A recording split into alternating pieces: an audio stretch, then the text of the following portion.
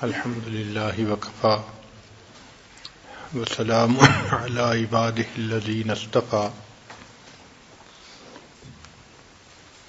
أما بعد أعوذ بالله من الشيطان الرجيم بسم الله الرحمن الرحيم والذين جاهدوا فينا لنهدينهم سبلنا وَإِنَّ اللَّهَ لَمَعَ الْمُحْسِنِينَ سبحان ربك رب العزة عما يصفون وسلام على المرسلين والحمد لله رب العالمين اللهم صل على سيدنا محمد وعلى آل سيدنا محمد وبارك وسلم.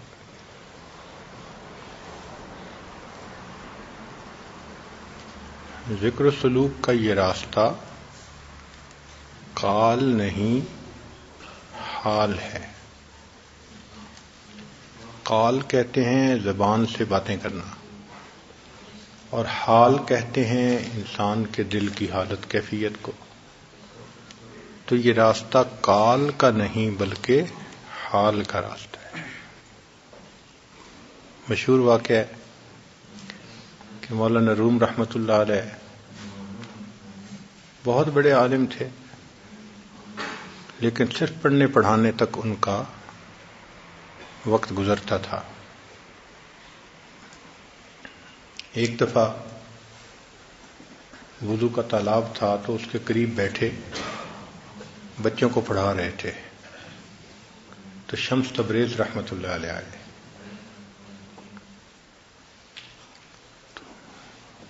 مولانا روم رحمۃ اللہ علیہ سمجھے کہ بھئی کوئی دیوانہ آ گیا ہے اپنے حال میں مست آدمی. تو شمس تبریز رحمۃ اللہ علیہ نے پوچھا مولانا یہ چیز یہ کیا ہے؟ کتاب تھی نا ہاتھ میں. تو مولانا نے کہا این قال است. این قال است. تو انہوں نے کتاب لی اور کتاب لے کے تالاب میں پھینکی. تو مولانا پریشان، چونکہ اس زمانے میں تو سیاہی سے لکھی ہوئی مخطوطہ کتابیں ہوتی تھیں اور پانی میں ڈالنے سے تو کتاب گئی ضائع. تو مولانا نے کہا یہ کیا کیا؟ تو شمس تبریز رحمۃ اللہ علیہ نے ہاتھ ڈالا اور اس کو نکال کے جب ہاتھ کے ساتھ یوں لگایا تو مٹی اس سے اڑنے لگی. جیسے خشک چیز ہوتی ہے نا، خشک کتاب، اس میں سے مٹی اڑتی ہے. تو مولانا نے کہا این چیز، انہوں نے کہا این حال است. تو اس واقعے کے بعد پھر مولانا روم رحمۃ اللہ علیہ ان کے ساتھ نتھی ہو گئے اور پھر انہوں نے خود یہ کہا مولوی ہرگز نشد مولا روم تا غلام شمس تبریز نشد. تو یہ ہمارا راستہ یہ قال کا راستہ نہیں، یہ حال کا راستہ ہے. باتیں زیادہ کرنا اور پھر سالک کو جس کے اندر غفلت ہوتی ہے ابتدا میں، ایک تو ہوتا ہے نا صاحب نسبت کہ باتوں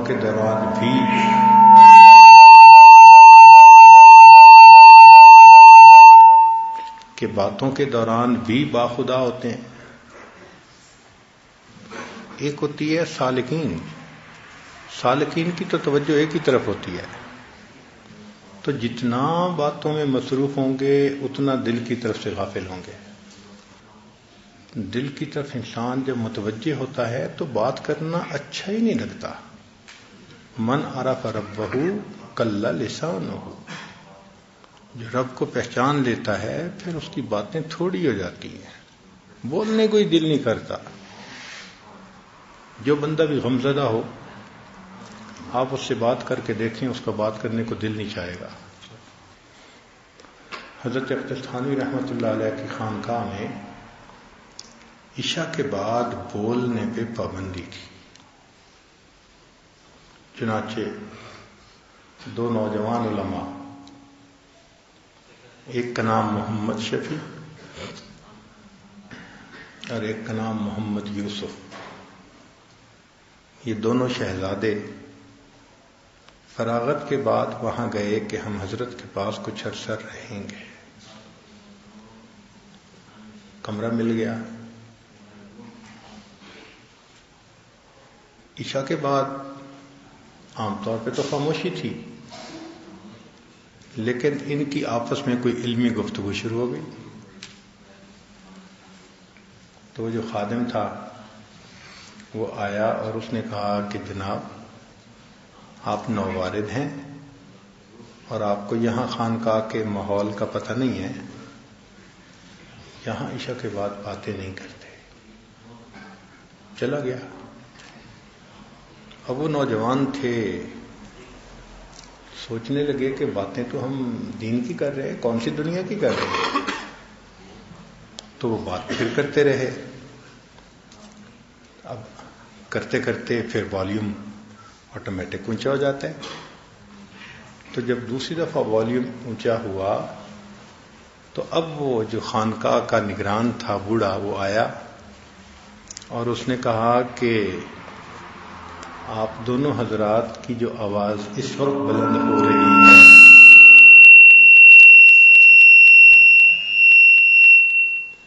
اگر میں نے دوبارہ پھر بلند ہوتے دیکھی تو آپ کے بستر آپ کے سر پر رکھوا کر آپ کو یہاں سے نکال دیا جائے گا، گھر بھیج دیا جائے گا۔ آپ کے بستر آپ کے سر پہ رکھوا کے اسی وقت، رات کے اسی وقت میں آپ کو خانقاہ سے نکال دیا جائے گا۔ تب وہ سیریس ہوئے اور ان کو سمجھ لگی کہ یہاں کے آداب کچھ اور ہوتے ہیں۔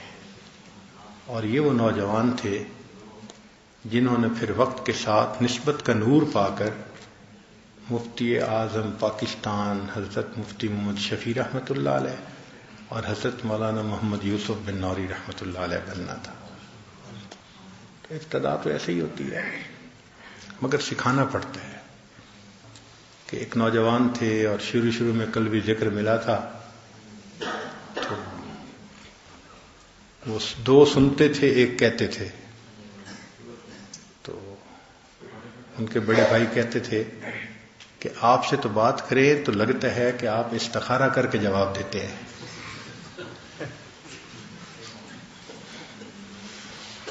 کہ آپ سے بات کریں تو یوں لگتا ہے کہ آپ تو استخارہ کر کے جواب دیتے ہیں۔ ایسی کیفیت ہو جاتی ہے بندے کی، نہیں دل چاہتا بولنے کو، سننے میں مزہ ایسا ہے۔ ایک ہے کال کا راستہ، اس میں تو بولنا ہی ہوتا ہے، اور ایک ہے حال کا راستہ، اس میں سننا ہوتا ہے۔ بس بیٹھے ہیں، اللہ اللہ سن رہے ہیں، اپنے مزے میں ہیں، اپنی دنیا ہے۔ اب آج کی اس محفل میں ہمارے سلسلہ عالیہ نقشبندیہ کے کچھ اصطلاحات ہیں، کچھ الفاظ ہیں جو استعمال ہوتے ہیں، تو ان کو کچھ ایکسپلین کرنا ہے۔ ہمارے بزرگوں نے فرمایا کہ ایک لفظ ہوتا ہے سالک اور ایک لفظ ہوتا ہے مجذوب۔ سالک سلوک سے ہے، راستہ، تو سالک راستہ چلنے والا، اور مجذوب جذبہ سے ہے۔ تو فرمایا کہ ہر انسان یا سالک مجذوب ہوتا ہے یا مجذوب سالک ہوتا ہے۔ دنیا کا ہر انسان کوئی بھی ہو، یا تو وہ سالک مجذوب ہوگا یا پھر مجذوب سالک ہوگا۔ کیا مطلب؟ ہر انسان کے حالات مختلف ہیں۔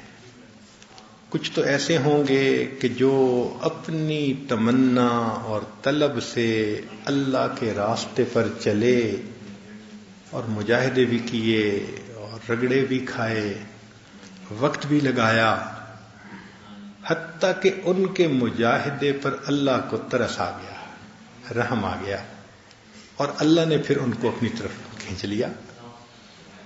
تو اپنی محنت سے چلنے کا وقت جو تھا وہ سالک والا وقت تھا، اور جب رحمت الہی نے کھینچ لیا تو وہ مجذوب والا وقت تھا کہ جذبے کے ساتھ متوجہ کر لیا.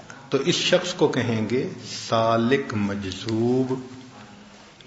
اور کئی ایسے لوگ ہوتے ہیں بڑے غفلت میں پڑے ہوئے ہیں، جیسے بشر حافی رحمۃ اللہ علیہ، مالک ابن دینار رحمۃ اللہ علیہ، شراب پیتے تھے اور پڑے ہوتے تھے، مگر اللہ کی نظر عنایت ان پر ہو جاتی ہے. تو جب اللہ کی نظر عنایت ہوتی ہے تو اللہ ان کو کھینچتے ہیں اپنی طرف. تو ان کو مجذوب کہا جاتا ہے کہ جذبے سے یہ گئے ہیں، انجذاب، جذبہ انجذاب. لیکن جب ان کے دل میں پھر اللہ کی وہ معرفت آتی ہے تو پھر اللہ کی کبریائی کھلتی ہے، پھر وہ اپنی محنت کرتے ہیں اس مالک کو اور راضی کرنے کے لیے. تو ان کو کہتے ہیں مجذوب سالک. تو کچھ لوگ سالک مجذوب ہوتے ہیں اور کچھ لوگ مجذوب سالک ہوتے ہیں. تو دو لفظ ہیں، ایک ہے جذبہ اور ایک ہے سلوک. اب جب انسان کی روحانیت کی سیر شروع ہوتی ہے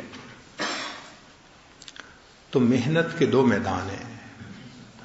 ایک محنت کا میدان ہے اپنے اندر، وفی انفسکم افلا تبصرون، اندر کی دنیا، اور ایک ہے باہر کی دنیا. تو باہر کی دنیا کو آفاق کہتے ہیں اور اندر کی دنیا کو انفس کہتے ہیں. تو بزرگوں نے ان کے نام رکھے سیر انفسی اور سیر آفاقی.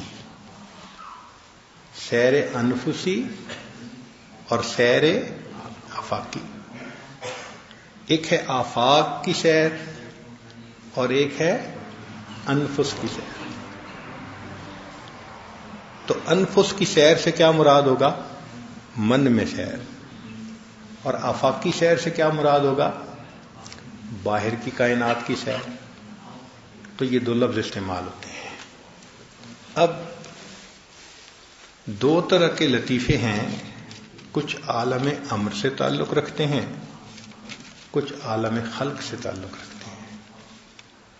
قلب، روح، سر، خفی، اخفا، یہ 5 لطیفے عالم امر کے ہیں،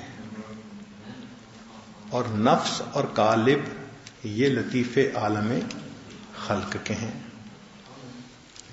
اب ذرا بات توجہ سے سنیے گا کہ دوسرے سلاسل میں اس راستے کی ابتدا نفس سے کرتے ہیں کہ نفس کا مجاہدہ، کم کھانا، کم پینا، کم سونا، کم لوگوں سے ملنا، تنہائی اختیار کرنا. نفس میں خواہش ہوئی ٹھنڈا پانی پینے کی، اے نفس میں تجھے کیوں ٹھنڈا پانی پلاؤں، تو مجھے اللہ کی نافرمانی پہ ابھارتا ہے. گھڑا پڑا ہوا ہے دھوپ کے اندر، جی چاہا اٹھا کے سائے میں رکھ دوں، اے نفس میں اپنے گھڑے کو دھوپ سے اٹھا کے سائے میں نہیں رکھوں گا. یعنی وہ نفس کی ہر خواہش کو توڑتے ہیں حتیٰ کہ توڑ کے نفس کو وہ کمزور کرتے ہیں. یہ طریق ہے ہمارے بزرگوں کا، متقدمین کا سلوک یہی تھا. حتیٰ کہ کسی مچھلی بیچنے والے کو سن لیا کہ مچھلی کا کباب بیچ رہا تھا تو نفس کی خواہش ہوئی، اے نفس میں تجھے آئندہ 5 سال تک مچھلی کا کباب نہیں کھانے دوں گا. وہ اس قسم کی باتیں کرتے تھے اور نفس پر مجاہدے کرتے تھے. اور کئی ایسے بھی تھے کہ انہوں نے لکڑی کی روٹی بنا کے اپنے گلے میں ہی لٹکائی ہوئی تھی. جب بھوک لگتی تھی تو لکڑی کی روٹی کو دانتوں سے کاٹنے کی کوشش کرتے، اے نفس تو مجھے اللہ کی نافرمانی پہ ابھارتا ہے، میں کیوں تیری بھوک کو مٹانے میں تیری مدد کروں. تو وہ نفس کے دشمن سمجھتے ہوئے نفس کو توڑنے کے لیے یہ سارے کام کرتے تھے. یہاں سے سلوک کی ابتدا ہوتی تھی. تو جب نفس سے سلوک کی ابتدا ہوئی تو یہ نفس کہاں کا لطیفہ ہے؟ عالم خلق کا. اس کو کہتے ہیں سیر آفاقی. اس کو کیا کہتے ہیں؟ چونکہ نفس سے شروع کیا نا کام. اور ہمارے مشائخ نے کام کی ابتدا کروائی قلب سے. اور قلب کہاں کا لطیفہ ہے؟ عالم امر کا. تو یہ سیر انفسی کہلائی. تو سیر آفاقی کو سلوک بھی کہتے ہیں اور سیر انفسی کو جذبہ بھی کہتے ہیں. اسی لیے وہ حضرات سیر آفاقی سے کام شروع کرتے ہیں اور آخر پہ جا کے ان کو سیر انفسی نصیب ہوتی ہے. اور ہمارے سلوک میں ابتدا ہی سیر انفسی سے. تو ہمارے بزرگوں نے کہا کہ اندراج النہایت فی البدایت. اب کتنا آسان ہے اس کو سمجھنا کہ بھئی ان کی نہایت ہمارے ہاں ابتدا ہے کہ ابتدا شروع ہی ادھر سے کرتے ہیں جہاں وہ آخر پر محنت کر کے آتے ہیں. اب اس کا یہ مطلب نہیں کہ بھئی وہ کامل ہوتے ہیں اور یہاں کے مبتدی ان سے اعلیٰ. نہیں، کامل تو سب سلاسل میں ہوتے ہیں. جتنے سلاسل ہیں سب اللہ کے کامل بندوں کے سلاسل ہیں. مگر ایک ہوتا ہے سیر کرنا. آپ گھر کو دائیں سے بائیں بھی دیکھنا شروع کر سکتے ہیں اور بائیں سے دائیں بھی دیکھنا شروع کر سکتے ہیں. دروازے سے لے کے اندر تک جا سکتے ہیں یا کوئی آدمی پہلے ہی آپ کو اندر پہنچا دے اور دکھاتا ہوا باہر لے کے آئے. تو دو ہی انداز ہے نا.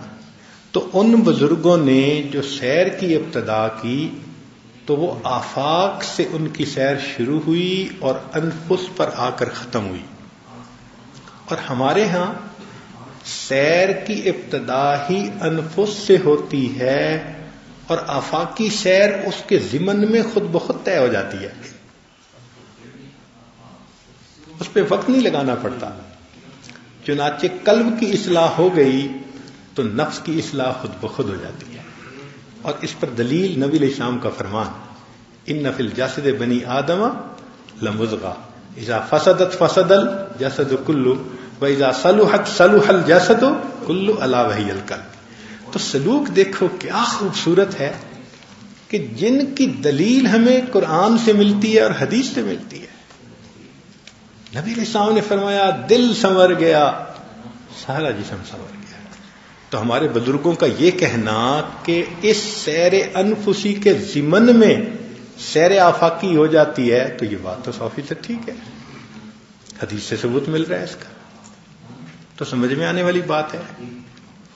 تو ہمارے بزرگ کام ہی سیر انفسی سے شروع کرواتے ہیں. تو یوں سمجھیے کہ وہ سیر آفاقی سے چلے سیر انفسی پہ آئے اور پھر سیر انفسی ان کی پوری زندگی جاری رہی.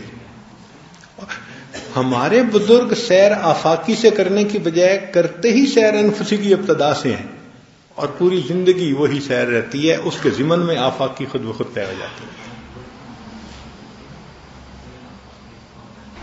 اس کو کہا گیا اندراج النہایت فی البدایت کہ آخر کو ابتدا میں درج کر دیا گیا. الحمدللہ ثم الحمدللہ. نفس پہ بھی جو مجاہدے بندہ کرتا ہے تو مقصود تو اس کا یہی ہوتا ہے نا آخر پر کہ دل سنور جائے. تو نفس کے مجاہدوں سے بھی دل کا سنورنا مقصود ہوتا ہے. اور اگر مراقبہ ہی دل پہ کرے تو یہ اور زیادہ آسان ہو جاتا ہے.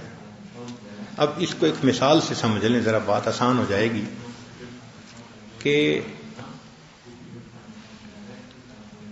آپ نے بیماری کے لیے دوائی لینی ہے تو دوائی لینے کے دو طریقے ہیں. ایک تو یہ ہے کہ آپ گولی کھائیں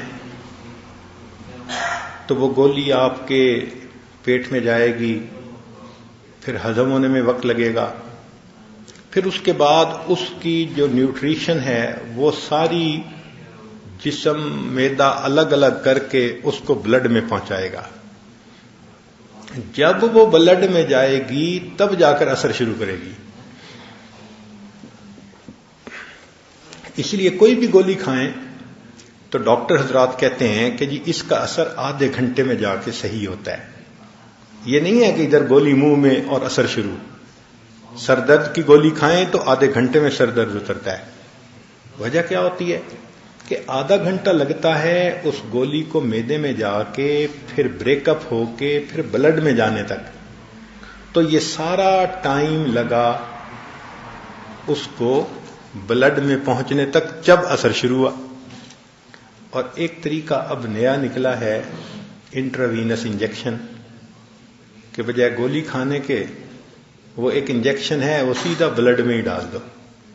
تو جو بلڈ میں ڈال دیں تو دین اینڈ دیر اس کا اثر شروع ہو جاتا ہے، 1 منٹ میں درد ختم ہو جاتی ہے. تو ہیں تو دونوں طریقہ علاج، ایک نے ٹائم لمبا لے لیا اور ایک جو تھا وہ ذرا سری اور اثر ہو گیا. اب سوچیں کہ نفس کے مجاہدوں کو کر کے بھی پہنچنا کہاں ہے؟ قلب پر ہے. اور ایک ہے کہ ڈائریکٹ شروع ہی قلب سے کر دیں. تو یہ پھر طریقہ اقرب ہوا کہ نہ ہوا، اسهل ہوا نا، اوفق ہوا نا. الحمدللہ بات سمجھ میں آتی ہے کہ ہمارے بزرگوں نے جو بات کی ہے وہ کوئی دعویٰ نہیں تھا، وہ حقیقت تھی جو سمجھ میں آتی تھی. تو ہر بندے کی ایک سیر آفاقی ہوتی ہے، ایک انفسی ہوتی ہے.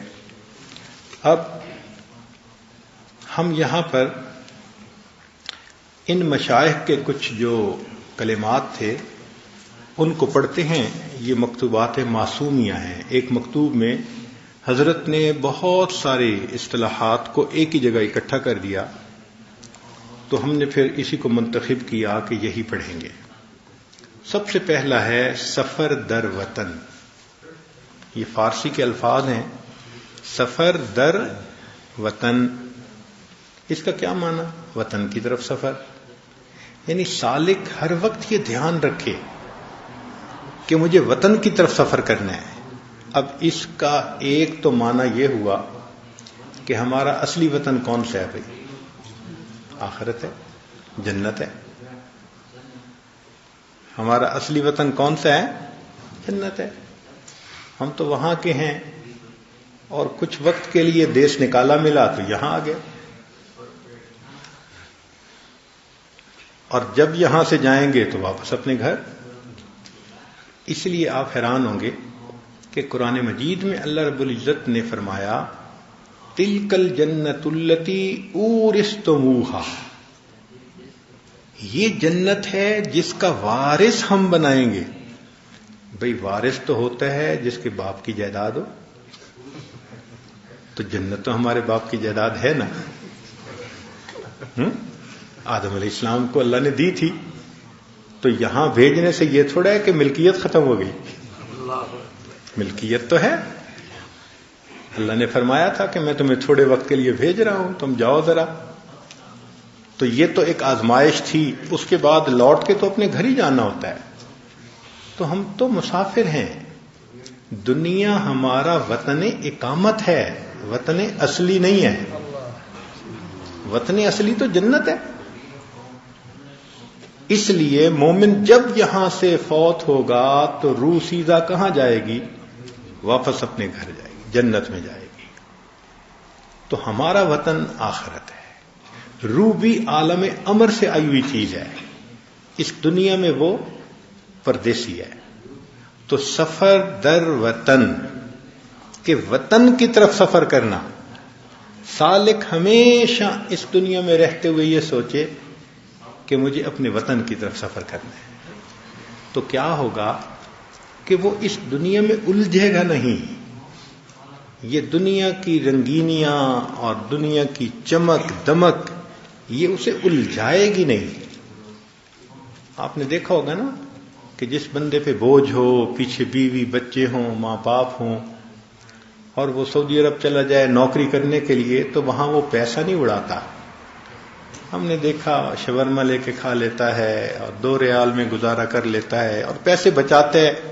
ہر وقت اس کو یہ سوچ ہوتی ہے میں نے واپس جانا ہے. تو مومن کا حال یہی ہے کہ ہم اس دنیا میں بس گزارا کریں، اور ہے تو ہم نے جانا کہیں اپنے وطن میں. تو سفر در وطن، کہ ایک تو ہم ہر وقت یہ سوچ رکھیں کہ اس دنیا میں ہم نے نہیں رہنا، کہاں جا کے رہنا ہے؟ آخرت میں رہنا ہے. سفر در وطن. اور دوسرا یہ کہ ہم اپنے قلب پر محنت کریں تاکہ یہ لطیفہ اپنے اس عارضی مقام سے نکل کر اپنے اصلی مقام تک چلا جائے. اس کو سیر کہتے ہیں. یہ سفر در وطن ہوا. اب ذرا سنیے، فرماتے ہیں سفر در وطن سیر انفسی سے عبارت ہے کہ اس کو جذبہ بھی کہتے ہیں. سیر انفسی مین دل کے اوپر محنت کرنا. ان بزرگواروں کی معاملہ کی ابتدا اسی سیر سے ہے، اور سیر آفاقی کے سلوک اس سے عبارت ہے. اس سیر کے ضمن میں طے ہو جاتی ہے. اور دوسرے سلسلوں میں کام کی ابتدا سیر آفاقی سے کرتے ہیں، نفس سے کرتے ہیں، اور ان کی انتہا سیر انفسی پر ہے. اور کام کی ابتدا سیر انفسی سے کرنا اس طریقہ کی خصوصیت ہے، اور اسی کو اندراج النہایت در بدایت کہتے ہیں. اس معنی میں ہے کہ سیر انفسی جو دوسروں کی نہایت ہے وہ ان اکابر کی ابتدا ہے. سیر آفاقی مطلوب کو اپنے سے باہر ڈھونڈنا ہے، اور سیر انفسی اپنے آپ میں اور اپنے دل کے گرد گھومنا ہے. تو اللہ کا گھر کہاں ہے بھائی؟ لا یسعنی ارضی ولا سمائی ولکن یسعنی قلب عبد مومن. میں زمین اور آسمانوں میں نہیں سماتا، میں مومن بندے کے دل میں سما جاتا. تو گھر تو اس کا محبوب کا اندر ہے ہمارے. تو سیر آفاقی میں وہ نہیں ملے گا، بلکہ کہاں ملے گا؟ انفسی میں. سبحان اللہ. وہ ہمارے علاقائی زبان میں کہتے ہیں کانو پھرنیے ڈاواں ڈول کڑے. کڑے کہتے ہیں لڑکی کو. کہ لڑکی تو کیوں ڈاواں ڈول پھر رہی ہے؟ کانو پھرنیے ڈاواں ڈول کڑے جنو لبنیے تیرے کول کڑے. جس کو تو ڈھونڈتی پھر رہی ہے وہ تو تیرے پاس ہے، تو کیوں ڈاواں ڈول پھر رہی ہے؟ تو حقیقت یہ ہے کہ ہم اللہ کو باہر اگر ڈھونڈیں گے تو کہیں نہیں پائیں گے، اندر ڈھونڈیں گے تو اپنے دل میں پا لیں گے، کیونکہ یہ گھر ہے اس کا. تو اس لیے فرمایا کہ مطلوب کو اپنے سے باہر ڈھونڈنا ہے جو سیر آفاقی ہے، اور سیر انفسی اپنے آپ میں آنا اور اپنے دل کے گرد گھومنا. اسی کو بزرگوں نے فارسی میں یوں کہا ہم چو نابینا مبر ہر سوئے دست بات در زیرے گلی مست ہر چے ہست. تو اندھے کی طرف ہر طرف ہاتھ نہ لے جا، جو کچھ ہے وہ تیرے ساتھ تیرے کمبل کے نیچے ہی ہے. کہ تو اندھے کی طرح ادھر ادھر ہاتھ مت پھیلا، جو کچھ ہے وہ تیرے ساتھ تیرے کمبل کے نیچے ہی ہے. تو اللہ کو ڈھونڈنا ہو تو کہاں ڈھونڈیں گے؟ کہاں ڈھونڈیں گے؟ اور قرآن کیا کہہ رہا ہے؟ وفی انفسکم افلا تبصرون. سبحان اللہ. کیا سلوک اللہ نے دیا ہے کہ جگہ جگہ قرآن کی آیتیں اور حدیث مبارکہ تائید کرتی ہیں ہمارے بزرگوں کی ان تعلیمات کی. تو اپنے من میں دیکھنا، اس کو کہتے ہیں سفر در وطن. وطن کی طرف سفر کرنا. پھر دوسرا ہے خلوت در انجمن. انجمن کہتے ہیں مجلس کو، محفل کو، اور خلوت کہتے ہیں تنہائی کو. یعنی محفل میں بھی تنہائی کے مزے پانا.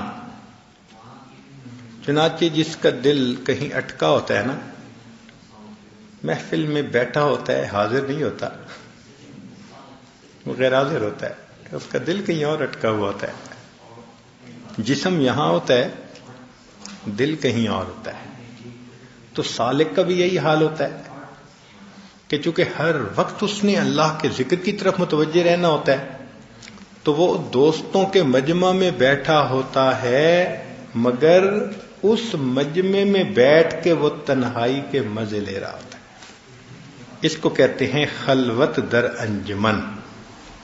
یعنی انجمن جو کہ تفرقہ کی جگہ ہے، باطن کی راہ سے مطلوب کے ساتھ خلوت رکھتا ہو، اور باہر کا تفرقہ اندرونی حجرے میں راہ نہ پائے. یعنی تفرقہ ہو تو باہر ہو، اندر تفرقہ نہیں ہونا چاہیے، وہ یکسوئی ہے، اللہ کی طرف دھیان. تو سالک کی مثال ایسے ہوتی ہے کہ جیسے ایک آدمی شیشے کے کمرے میں بیٹھا ہو تو باہر دیکھ رہا ہے کہ آندھی چل رہی ہے، جھکڑ چل رہے ہیں، مٹی اڑ رہی ہے اور درخت ہل رہے ہیں اور ٹہنیاں ٹوٹ کے گر رہی ہیں. تو باہر اتنی ٹربولینس ہوتی ہے مگر وہ اندر بڑے آرام پرسکون سے بیٹھا ہوتا ہے، اس کے اوپر اثر نہیں ہوتا. تو بالکل جس بندے کو نسبت حاصل ہوتی ہے اس کے دل کی یہ کیفیت ہوتی ہے کہ باہر ادھر ادھر وساوس، باتیں، خیالات، سب ٹربولینس ہوتی ہے، لیکن اس کا دل، اس کے اندر جمعیت ہوتی ہے. جتنا مرضی تفرقہ باہر ہو جائے وہ باطن کی جمعیت پر اثر انداز نہیں ہوتا. چنانچہ وہ ایک لمحہ بھی اللہ سے غافل نہیں ہوتے. حضرت مجذوب رحمۃ اللہ علیہ نے ایک مرتبہ تقریباً 1 گھنٹہ سب دوستوں کو خوب لطیفے سنائے، خوب ہنسایا. جب ہنس ہنس کے لوگ تھک گئے نا تو یکدم وہ سیریس ہو گئے اور کہنے لگے کہ بتاؤ اس 1 گھنٹہ ہنسنے کے دوران تم میں سے کون تھا جو اللہ کی طرف متوجہ رہا؟ تو لوگ حیران، کسی کو یاد ہی نہیں تھا. پھر اپنے بارے میں فرمایا کہ گو میں آپ کو ہنساتا رہا 1 گھنٹہ پورا، مگر اس 1 گھنٹے میں 1 لمحہ بھی میرا دل اللہ سے غافل نہیں. اس کو کہتے ہیں خلوت تر انجمن، کہ ظاہر میں انجمن ہے مگر خلوت کے وہ مزے لے رہا ہے. باطن اللہ کی طرف سے ہٹتا نہیں ہے، باطن میں تفرقہ نہیں آتا، جمعیت آ جاتی ہے. تفرقہ اگر ہوتا بھی ہے تو ظاہر پہ ہوتا ہے، باطن میں راہ نہیں پاتا. اس کو کہتے ہیں خلوت در انجمن. ازبروں درمیان بازارم وزدروں خلوت است با یارم. میں باہر سے ظاہری طور پر بازار میں ہوں اور اندر سے باطنی طور پر مجھے دوست کے ساتھ خلوت حاصل ہے. ابتدا میں یہ معنی تکلف کے ساتھ ہے اور انتہا میں بلا تکلف ہے. یعنی سالک کو یہ ابتدا میں تکلف کے ساتھ کرنا پڑتا ہے کہ بھئی لوگوں کی محفل میں بیٹھ کے دھیان اللہ کی طرف رکھے، غافلین میں بیٹھ کے ذاکر کی فضیلت پائے، تو شروع میں تکلف سے کرنا پڑتا ہے. لیکن جب سیر کامل ہو جاتی ہے، فنائیت پوری ہو جاتی ہے، تو پھر بلا تکلف ہر وقت سوچ وہیں کی رہتی ہے. اس کی مثال یوں سمجھ لیں کہ اگر کوئی بچہ امتحان میں فیل ہو جائے تو اگر وہ کسی محفل میں بیٹھا ہو، لوگ باتیں بھی کر رہے ہوں، تو بس وہ ظاہر میں سن رہا ہوتا ہے مگر اس کے ذہن میں وہی اپنے فیل ہونے کا خیال چل رہا ہوتا ہے کہ ہو میں تو فیل ہو گیا. غم زدہ ہوتا ہے اس کا دل، اور وہ اپنی سوچوں میں. لوگ کہتے نہیں ہیں کہ تم کہاں ڈوبے ہوئے ہو. تو اللہ والوں کی یہی کیفیت ہوتی ہے کہ اللہ کی محبت ان کے دل میں ایسے گھر کر لیتی ہے کہ وہ دنیا کے ان تمام مشغولیتوں کے اندر رہتے ہوئے بھی من میں اپنے اللہ کے ساتھ خلوت کے اندر رہتے ہیں. اس کو کہتے ہیں اگر جلوت میں بیٹھے ہوں تو خلوت کے مزے آئیں، جو آئیں اپنی جلوت میں تو ساکت ہو سخندانی. کہ یہ حضرات جلوت میں رہتے ہوئے بھی خلوت کے مزے پا رہے ہوتے ہیں.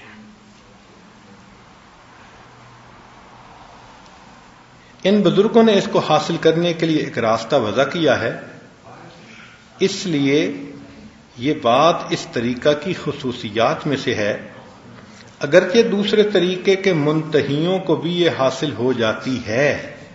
یہ نعمت جو ہے، یہ صفت جو ہے، یہ دوسرے طریقے کے کاملین کو بھی حاصل ہوتی ہے، مگر ہمارے ہاں تو شروع سے ہی یہی سکھاتے ہیں نا. اس کی یہ خصوصیت ہے. چنانچہ ہمارے سالک کی کیفیت ہوتی ہے ازدروں شو آشنا او وزبروں بیگانہ وش. این چنی زیبا صفت کمی بود اندر جہاں، کہ اندر سے تو ہم آشنا ہوں ایک دوسرے سے اور اوپر سے ہم بالکل بیگانے ہوں. جہاں چھپے تعلق ہوتے ہیں وہاں ایسے ہی ہوتے ہیں نا، اوپر سے اجنبی بن کے رہتے ہیں، اندر سے دل جڑے ہوئے ہوتے ہیں. تو فرماتے ہیں کہ یہ نقشبندی سلوک ایسا ہی ہے کہ اوپر سے بندہ اجنبی بنا ہوا ہوتا ہے، کام میں لگا ہوا ہوتا ہے جیسے سب لوگ لگے ہوئے ہیں، مگر یہ اندر سے اپنے اللہ کے ساتھ ہر لمحے واصل ہوتا ہے. تو اس کو کہتے ہیں خلوت در انجمن، کہ محفل میں بیٹھ کر بھی یہ خلوت کے مزے لیتے ہیں. تو یہ دو باتیں سمجھ میں آ گئیں، سفر در وطن اور خلوت در انجمن. ایک تیسری چیز ہے، اس کو کہتے ہیں ہوش در دم. دم کہتے ہیں سانس کو، ہوش کہتے ہیں ہوش مندی کو. یہ غفلت کے مقابل لفظ ہے. غافل جو ہوتا ہے وہ ہوش میں نہیں ہوتا، اور جو حاضر ہوتا ہے وہ گویا ہوش میں ہوتا ہے. تو ہوش در دم، ان کا مقصد یہ کہ ایک سانس جو انسان کا اندر جاتا ہے یا باہر آتا ہے، اس اتنے سے لمحے میں بھی تم اللہ سے غافل نہ ہونا. سانس لیتے، اندر جاتے باہر جاتے بھی اللہ کی طرف توجہ رہے. اس لیے فرمایا جو دم غافل سو دم کافر. جو سانس غفلت میں گزر گیا تو وہ سانس گویا کفر کی حالت میں گزر گیا. تو ہوش در دم، ایک سانس بھی غفلت میں نہیں گزارنا، ہوش میں، نگہداشت میں، باطن کی طرف دھیان، دل پر دھیان. تو اس کو کہتے ہیں کہ اس سے مراد اپنے سانس کا واقف رہے تاکہ وہ غفلت سے باہر نہ آئے.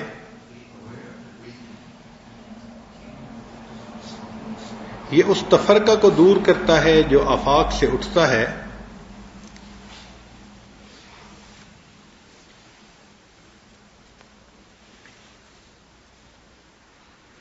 یہ کلمہ انفسی تفرقہ کو دور کرنے کے لیے ہے. یہ جو ہوش در دم ہے نا، تو انسان کے اندر وساوس بھی تو آتے ہیں نا، تو وساوس میں وقت نہ گزرے اللہ کے دھیان میں. تو یہ فکرہ بنایا گیا ہے اندر کے جو تفرقہ ہے اس سے بچنے کے لیے کہ ہوش در دم، وسوسے میں اپنا وقت نہ گزارو، حضوری میں وقت گزارو. تو سفر در وطن، خلوت در انجمن اور ہوش در دم. اور ایک تھا نظر بر قدم.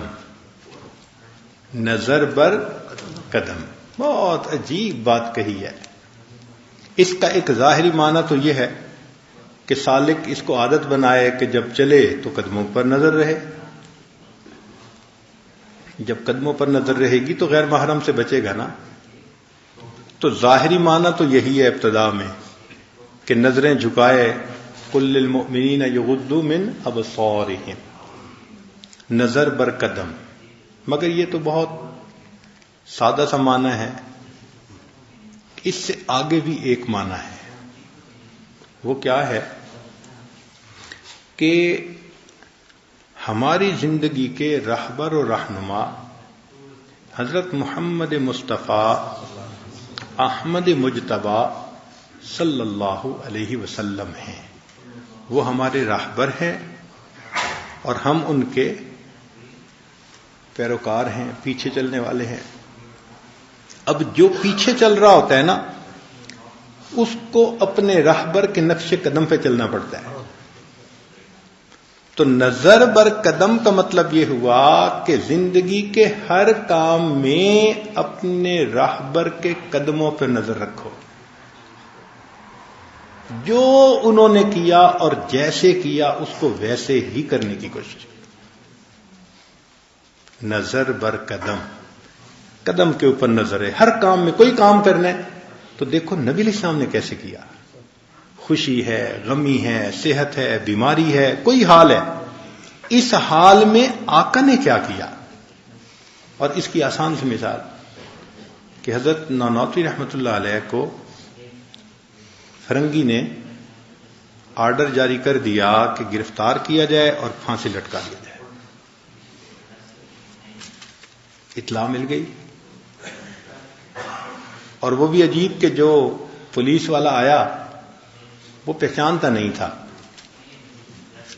تو قدرتی بات ہے کہ حضرت نانوتوی رحمۃ اللہ خود ہی کھڑے تھے، تو وہ تو نام لے کے آیا، تو پوچھتا ہے کہ جی یہ قاسم نانوتوی کہاں ہے؟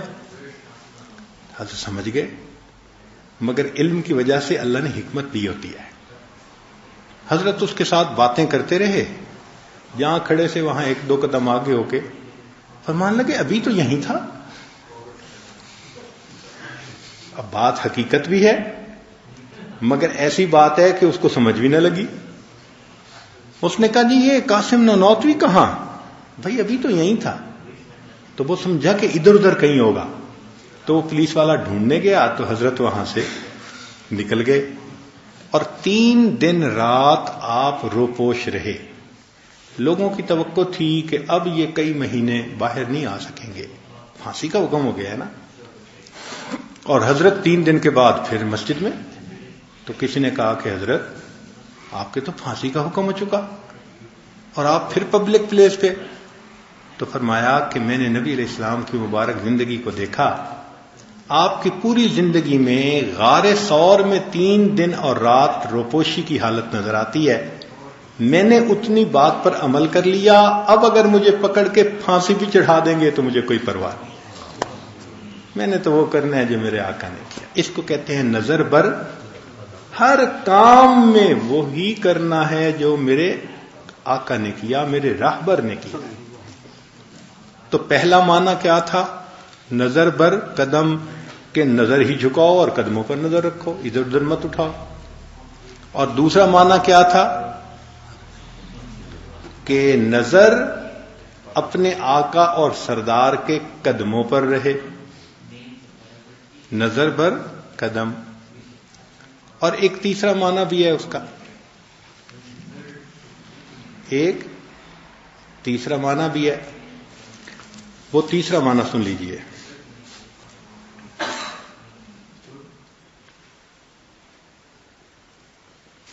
فرماتے ہیں کہ اس چیز سے عبارت ہے نظر بر قدم کہ راستہ چلنے میں نظر قدم پر جما لی جائے اور طرح طرح کے محسوسات کے ساتھ نظر کو پراگندہ نہ کرے تاکہ جمعیت کے زیادہ قریب ہو جائے، کیونکہ ابتدا میں دل نظر کے تابع ہوتا ہے اور نظر کی گندگی دل پر اثر کرتی ہے. کسی نے کیا خوب بات کہی، بچے مشغول کنم دیدہ و دل را کے مدام، دل ترا می طلبت دیدہ ترا می خواہت. میں دیدہ و دل کو کس چیز کے ساتھ مشغول کروں کہ دل ہمیشہ تجھ کو طلب کرتا ہے اور آنکھ میری ہمیشہ تجھ کو تلاش کرتی ہے. تو ہر طرف سے نظر ہٹا کر انسان اپنے مقصود کی طرف کو نظر لے آئے. یہ پہلا معنی ہے اس کا. اور دوسرا معنی کہ انسان اتباع سنت کی زندگی گزارے اور ہر کام میں نبی علیہ الصلوۃ والسلام کے مبارک قدموں پر نظر ڈالے. ابن عربی رحمۃ اللہ نے ایک جگہ عجیب بات لکھی ہے. وہ فرماتے ہیں کہ میں نے ایک مرتبہ مکہ مکرمہ سے مدینہ طیبہ کا سفر کیا اور طریق ہجرہ پر سفر کیا. تو وہ کہتے ہیں کہ مجھے اللہ نے ایسا کشف دیا کہ جس جگہ پر نبی علیہ الصلوۃ والسلام کے مبارک قدم لگے تھے اس جگہ پر نور کے وہ نشانات میں آنکھوں سے دیکھتا تھا. تو انہی قدموں کے اوپر چلتے چلتے میں مکہ سے مدینہ پہنچا. اللہ والوں کو اللہ تعالیٰ ایسی نظر دے دیتے ہیں. وہ کہتے ہیں کہ کچھ جگہیں ایسی آتی تھیں جہاں پوری وادی منور ہوتی تھی، تو میں سمجھتا تھا کہ یہاں نبی علیہ الصلوۃ والسلام نے اپنے سفر کے دوران پڑاؤ ڈالا ہوگا. اس طرح میں نے سفر کیا. تو سالک کو چاہیے کہ وہ ایک تو نظر کی حفاظت کرے، دوسرا ہر کام میں سنت پر عمل کرے، اور تیسرا اپنی جو سیر ہے اس کی اس سیر میں قدم پر نظر رکھے. پتہ ہے کیوں؟ کہ جب سیڑھیاں چڑھنی ہوتی ہیں نا تو پھر انسان آخری سیڑھی کو نہیں دیکھ رہا ہوتا. کس کو دیکھتا ہے؟ آگے جہاں قدم رکھنا ہوتا ہے. چلتے ہوئے تو انسان 200 گز دور دیکھ سکتا ہے, لیکن سیڑھیاں چڑھتے ہوئے ایسے نہیں کر سکتا کہ آخری سیڑھی کو دیکھتے ہوئے پہلی سیڑھی پہ چڑھ رہے ہو. نہیں, وہ نیچے دیکھنا پڑتا ہے, محتاط رہنا پڑتا ہے.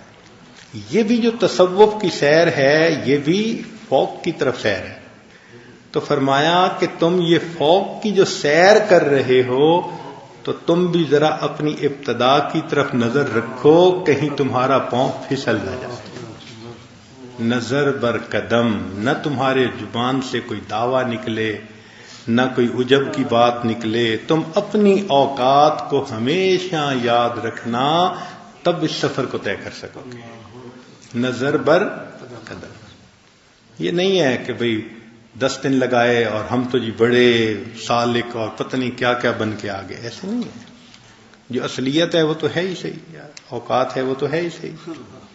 تو نظر بر قدم, یہ نظر بر قدم ہے آفاقی تفرقہ سے بچنے کے لیے, اور ہوش در دم ہے انفسی تفرقہ سے بچنے کے لیے.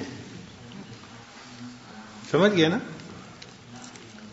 تو سب سے پہلے تھا سفر در وطن, پھر تھا خلوت در انجمن, پھر تھا ہوش در دم, یہ انفسی تفرقہ سے بچنے کے لیے, اور پھر تھا نظر بر قدم, یہ آفاقی تفرقہ سے بچنے کے لیے. اب ہمارے حضرت خواجہ باقی باللہ رحمۃ اللہ علیہ نے ایک بڑی عجیب بات کہی ہے, وہ تھوڑی سی مختلف ہے مگر ملتی بھی ہے. کہ انہوں نے ایک جگہ لکھا ہے کہ اس راستے میں ہمیں قدم سے قدم تک پہنچنا ہے. ہمیں قدم سے قدم تک پہنچنا ہے. اب عام میرے جیسا آدمی تو اس کو نہیں سمجھ سکتا کہ قدم سے قدم تک پہنچنا ہے, اس کی تو تفصیل چاہیے.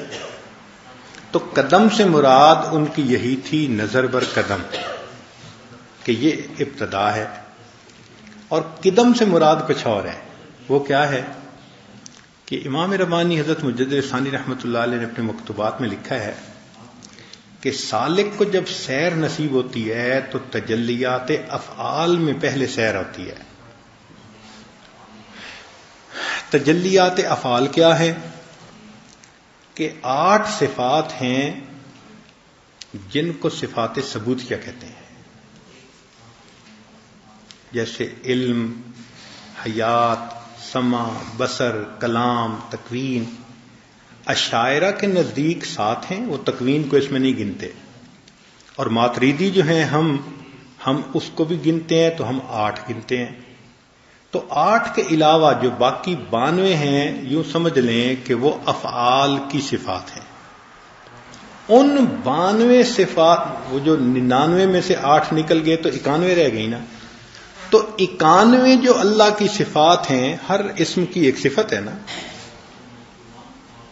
ہر علم کے مقابلے میں ایک صفت ہے. تو ان کی جو سیر ہے وہ تجلیات افعال کی سیر کہلاتی ہے. سالک کی ابتدا ادھر سے ہوتی ہے. اس لیے جو ہمارے سلسلے کا 11واں سبق ہے تجلیات افعال کی سیر, اس سے پہلے تو ذرا گراؤنڈ ورک ہوتا ہے. اب یہ کوٹ جو ہوتا ہے نا پینٹ کا, یہ ایسا نہیں کہ سیمنٹ ہو گیا تو جی اصل کوٹ نہیں, پہلے اس کے نیچے گراؤنڈ بناتے ہیں, اس کا نام رکھا ہوتا ہے بیس کوٹ, اور کہتے ہیں جتنا بیس کوٹ اچھا ہوگا اتنا فائنل ٹچنگ بہت پیاری ہوگی. تو ہمارے جو پہلے 10 سبق ہیں وہ ہماری اصل میں عمارت کے بیس کوٹ ہیں. اس لیے جتنا زیادہ اس پہ وقت لگائیں گے اور بیس کوٹ کو اچھا کریں گے تو فنش اچھی آئے گی. لیکن اصل کوٹ جو شروع ہوتا ہے قلب کے اوپر وہ 11ویں سبق سے شروع ہوتا ہے, وہاں سے اصل پینٹ شروع کرتے ہیں. اور وہ تجلیات وہ مشارب کے اسباق کہلاتے ہیں، تو تجلیات افعال کا سبق ہے. تو تجلیات افعال کی سیر پہلے ہوتی ہے، پھر اس کے بعد صفات آتی ہیں. پھر اس کے بعد کیا آتی ہیں؟ صفات آتی ہیں، اور اس کے بعد پھر ذات آتی ہے. تو پہلے افعال، پھر صفات، پھر صفات کے بعد شیونات، پھر شیونات کے بعد ذات.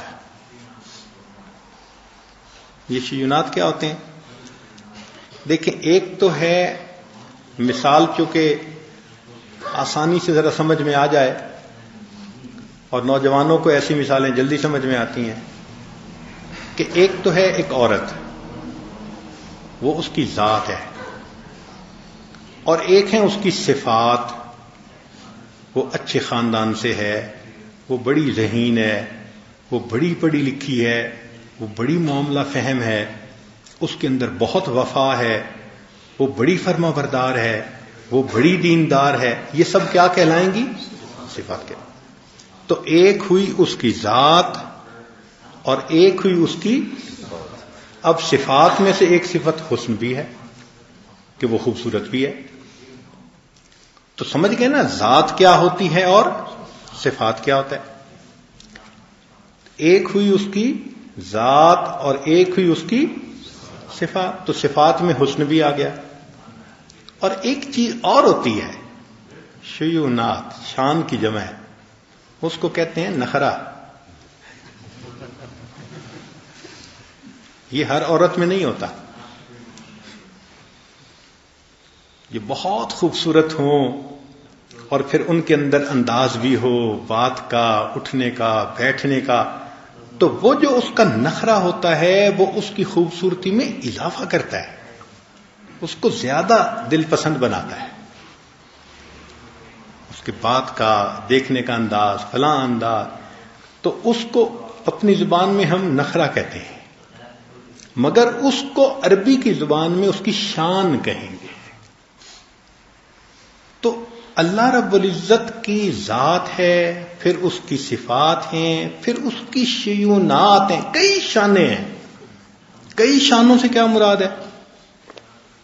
جب شروع میں دلہن ہوتی ہے نا، تو وہ ایک سوٹ کو ایک ہفتہ نہیں پہنتی. پہلے دنوں میں تو صبح اور سوٹ ہوتا ہے اور شام کو، اور کبھی بال اس طرح سے باندھے ہوئے ہیں اور کبھی اس طرح سے باندھے ہوئے ہیں، کبھی نیلا سوٹ ہے تو کبھی پیلا سوٹ ہے. یہ جو ہر دفعہ نئے کپڑے پہن کے نئے انداز کا میک اپ کر کے وہ آ رہی ہے، تو وہ سمجھتی ہے کہ ایک نیا روپ میرے اوپر خوبصورتی کا آ گیا. جب میرا خامن مجھے اس حالت میں دیکھے گا تو اور متوجہ ہوگا. تو واقعی بندہ تو وہی ہوتا ہے، لیکن ہر دن اس کے میک اپ کے سٹائل سے اور کپڑوں کے اس سے جاذبیت ایک نیا جذبہ ہوتا ہے. تو جس طرح عورت ہر دن نیا میک اپ، نئے سوٹ پہن کر سمجھتی ہے کہ ایک نیا میرے اوپر حسن کا اثر ہے اور خاوند کا ایک نیا میرے اوپر محبت کا جذبہ اور نظر ہوگی، اسی طرح اللہ رب العزت کا ایک تو ہے جمال، اور اس جمال کے اوپر اللہ کی ایک شان ہے. اب وہ شان ہر دن میں نہیں ہے. کل یوم ہوا فی. اب جب ہر دن میں دلہن کے اوپر نئی شان ہے تو پھر خاوند کا جذبہ بھی تو ہر روز نیا ہے. اس لیے کہتے ہیں کہ جو اللہ کے عاشق ہوتے ہیں 1,00,000 سال کی عمر دیں وہ اللہ کی محبت میں تھکنے کا نام نہیں لیتے، اس لیے کہ محبوب کی ہر دن شان نہیں ہوتی ہے اور اس عاشق کے جذبے کی ایک آن نہیں ہوتی ہے. تو ایک ہے ذات، ایک ہے صفات اور ایک ہے شان. شیونات اس کی جمع ہے. تو پہلے سیر کس میں حاصل ہوئی؟ افعال میں. پھر تجلیات صفات میں آ گئیں، پھر صفات کے بعد ذات میں آ گئیں. یہ سیریں انسان کو یہ جو اسباق کرتا ہے اس میں حاصل ہوتی ہیں. مگر کہنے کی بات یہ تھی کہ امام ربانی مجدد ثانی رحمۃ اللہ علیہ یہ بات لکھتے ہیں کہ مجھے افعال سے سیر عروج نصیب ہوا تو صفات میں سیر نصیب ہوئی، اور صفات سے پھر شیونات میں، اور وہاں سے مجھے عروج ہوا تو مجھے ذات کی سیر نصیب ہوئی۔ تو وہ کہتے ہیں کہ جب میں صفات سے اوپر پہنچا تو میں نے دیکھا کہ وہاں ازل اور ابد اکٹھے ہیں، ازل اور ابد اکٹھے ہیں، یہ ماضی، حال، مستقبل، یہ ہمارے لیے ہے، اللہ کے لیے تو وقت ایک ہے اللہ کے لیے تو ایک ہے۔ تو وہ کہتے ہیں کہ جب صفات کے پردے سے اوپر مجھے سیر نصیب ہوئی تو میں نے دیکھا کہ وہاں پر تو اللہ قدیم ہے، مطلب ہے وہ جو ازل تھا اور ابد تھا ان دونوں کو میں نے اکٹھا پایا، وہ عالم وقت سے بالا تر عالم ہے۔ تو وہ کہتے ہیں کہ قدیم سے لفظ قدم لیا کہ نظر بر قدم سے تم نے سیر شروع کرنی ہے اور نظر بر قدم تک اس کو پہنچانی ہے، تم نے وہاں تک سیر کو پہنچانا ہے کہ صفات وغیرہ کے سارے پردے نیچے رہ جائے اور تمہیں وصل ذات کے ساتھ نصیب ہو جائے۔ تو وہ کہتے ہیں کہ نظر بر قدم سے نظر بر قدم سے نظر بر قدم تک جانا ہے۔ اللہ تعالی ہمیں بھی اس ذات کے ساتھ وہ وصل عطا فرما دے۔ اللہ اکبر کبیرہ۔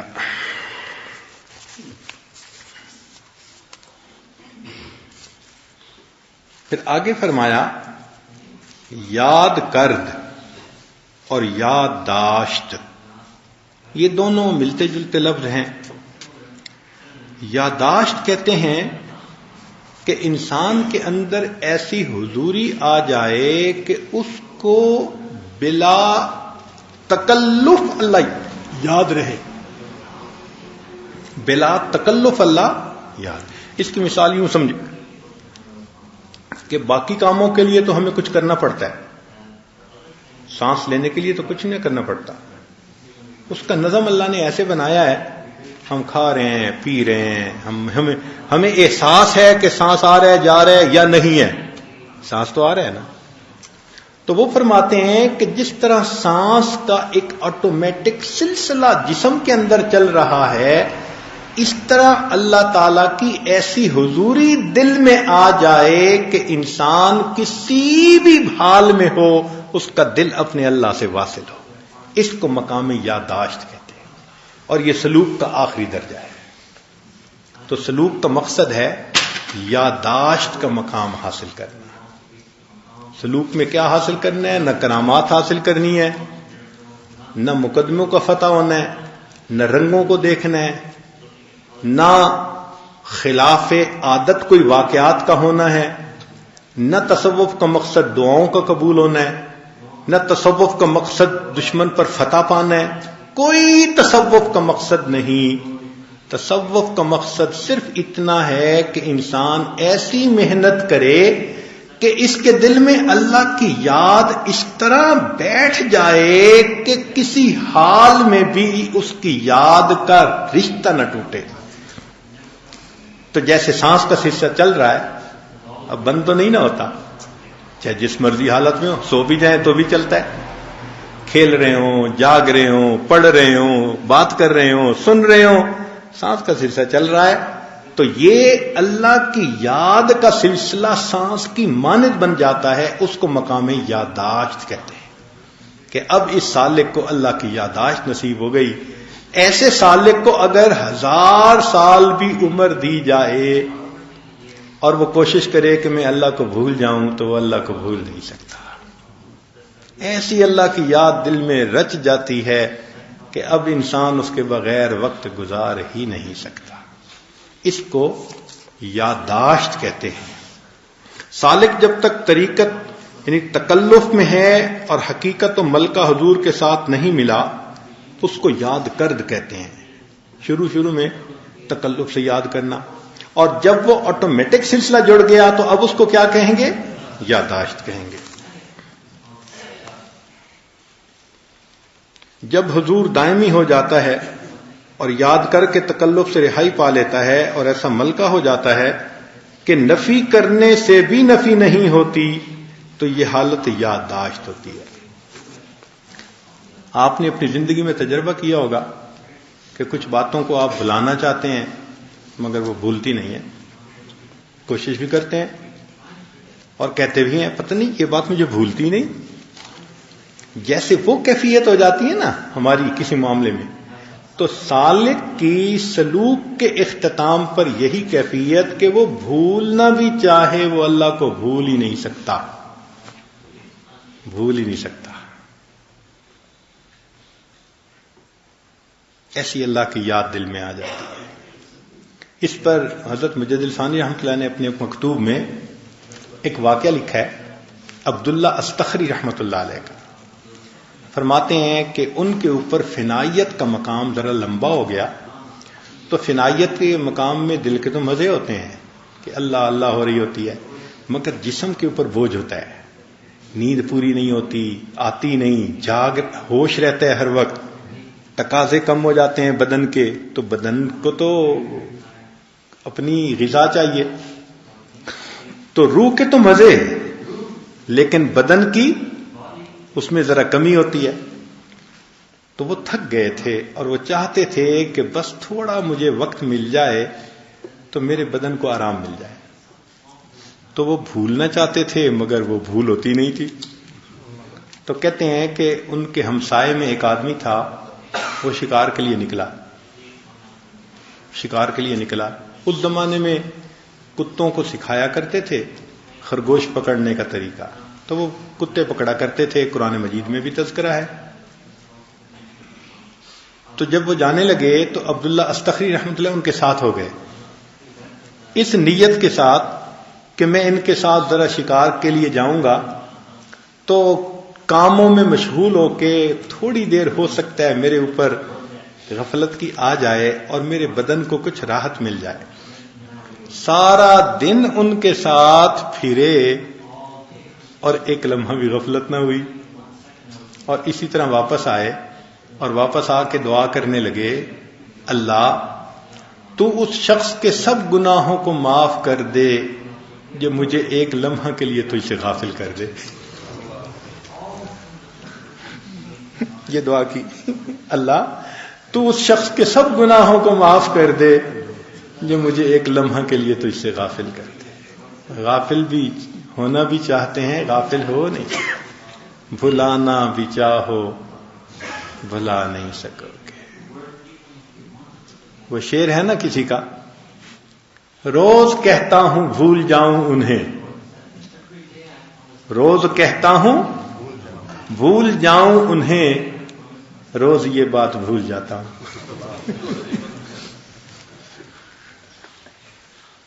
تو یادداشت کے مقام پہ جا کے سالک کی وہ کیفیت ہوتی ہے کہ اللہ کی یاد اس کے دل میں ایسی جڑ پکڑ لیتی ہے کہ جیسے بدن کی بقا اس کے سانس کے چلنے سے ہے، اس کے دل کی بقا اللہ کی یاد کے ساتھ ہو جاتی ہے۔ ہر وقت دل اللہ کی طرف متوجہ ہوتا ہے۔ کتنی خوش نصیبی ہے انسان کے لیے کہ اس دنیا میں محنت کر کے وہ اس مقام کو پا لے کہ جہاں ایک لمحہ کے لیے بھی اللہ سے غافل نہ ہو۔ اللہ اکبر کبیرہ، حدیث مبارکہ میں جو غافلین میں بیٹھ کے ذکر کرے اس کے اتنے فضائل ہیں، تو جو یاد کا وہ مقام پا لے کہ جہاں بھول ہی ختم ہو جائے تو اللہ کے ساتھ کیا تعلق اس کا ہو جائے گا۔ اللہ اکبر کبیرہ۔ تو یادداشت کا مطلب جو ابتدا میں جو کیفیت ہوتی ہے اس کو یاد کرد کہتے ہیں کہ تکلفاً اللہ کی طرف متوجہ رہنا، اور جب سالک کو فنائے کاملہ نصیب ہو جاتی ہے تو اس کیفیت کو یادداشت کہتے ہیں کہ اس یادداشت کے بعد پھر سالک کا اللہ سے غافل ہونا ممکن نہیں ہوتا۔ اس کو کہتے ہیں پوائنٹ آف نو ریٹرن۔ کیا کہتے ہیں؟ Point of no return. ہمارے بزرگوں نے اس کو یوں کہا، الفانیو لا یرد۔ الفانیو کہ جو فانی ہوتا ہے وہ واپس نہیں لوٹ سکتا، فانی جو ہے وہ واپس۔ اب عام ذہن میں اشکال آئے گا کہ جی فانی کیوں نہیں لوٹ سکتا؟ وہ اس طرح کہ جس طرح ایک پھل پکنے کے بعد کچا ہو سکتا ہے، ایک انسان مرد بننے کے بعد پھر لڑکے والی صفت پہ آ سکتا ہے کہ جس میں مرد میں قوت نہیں ہوتی؟ نہیں نہ ہو سکتا. ایک نعمت مل گئی تو مل گئی، تو مرد نہ مرد تو نہیں بن سکتا نا. اسی طرح پھلا ہوا پھل وہ کچا تو نہیں نہ ہو سکتا. تو جس طرح پکا ہوا پھل کچا نہیں ہو سکتا، اسی طرح یہ ذکر میں اب اتنا پک چکا ہے کہ اب یہ ذکر میں کچا نہیں ہو سکتا. الفانی ولا یرد، اس مقام تک اپنے آپ کو پہنچانا یہ ہماری ضرورت ہے. کیوں؟ کہ اس مقام پہ پہنچ کے انسان اللہ کے ان بندوں میں شمار ہوتا ہے جن کے بارے میں اللہ نے فرمایا ان عبادی لیس لک علیہم سلطان، کہ جو میرے بندے ہیں شیطان تیرا ان پہ داؤ نہیں چل سکتا.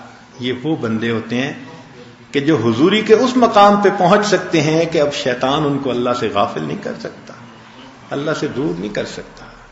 یہ عبادی کے رتبے میں شامل ہو جاتے ہیں. کتنی یہ خوش نصیبی ہے بندے کے لیے کہ زندگی میں محنت کرے جس کے انجام پر اس کو عبادی کے زمرے میں شمولیت نصیب ہو جائے. اللہ اکبر کبیرہ.